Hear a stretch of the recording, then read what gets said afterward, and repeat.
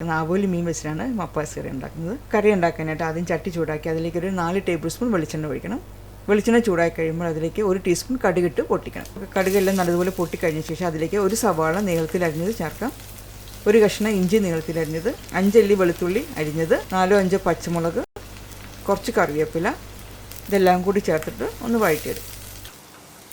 ഇപ്പോൾ സവാള ഒന്ന് സോഫ്റ്റ് ആയിട്ടുണ്ട്. ഇനി ഇതിലേക്ക് 1/2 ടീസ്പൂൺ മഞ്ഞൾപ്പൊടി, മുളക് പൊടി 1 ടേബിൾ സ്പൂൺ. ഇതെല്ലാം നല്ലതുപോലെ ഒന്ന് മൂപ്പിച്ചെടുക്കാം. ഇപ്പം മുളക് പൊടി മഞ്ഞൾപ്പൊടിയുടെയൊക്കെ പച്ചച്ചോവ നല്ലതുപോലെ മാറിയ ശേഷം ഇതിലേക്ക് നമുക്ക് തേങ്ങാപ്പാൽ ചേർക്കാം. തേങ്ങാപ്പാൽ ഞാനിവിടെ 2 കപ്പ് തേങ്ങാപ്പാലാണ് ചേർത്തിരിക്കുന്നത്. ഇത് 2ാം പാലാണ് ചേർത്തിരിക്കുന്നത്. ഇനി ഇതിലേക്ക് മീൻ കഷ്ണങ്ങൾ ചേർക്കാം. ഞാനിവിടെ 600 ഗ്രാം ആവോലി മീനാണ് എടുത്തിട്ടുള്ളത്. ഇനി ഇതിലേക്ക് 2-3 കഷ്ണം കുടംപുളി ഇങ്ങനെ ചെറുതായിട്ടൊന്നും മുറിച്ചിടണം. ആവശ്യത്തിനുള്ള ഉപ്പും കൂടി ചേർത്തിട്ട് മീൻ വേവിക്കാം. ഇപ്പോൾ തീ നല്ലതുപോലെ കൂട്ടി വയ്ക്കുക. മീൻ കറി നല്ലതുപോലെ ഒന്ന് തിളച്ചിട്ടുണ്ട്. നമുക്ക് ചട്ടി എടുത്തൊന്ന് ചുറ്റിച്ച് വയ്ക്കാം.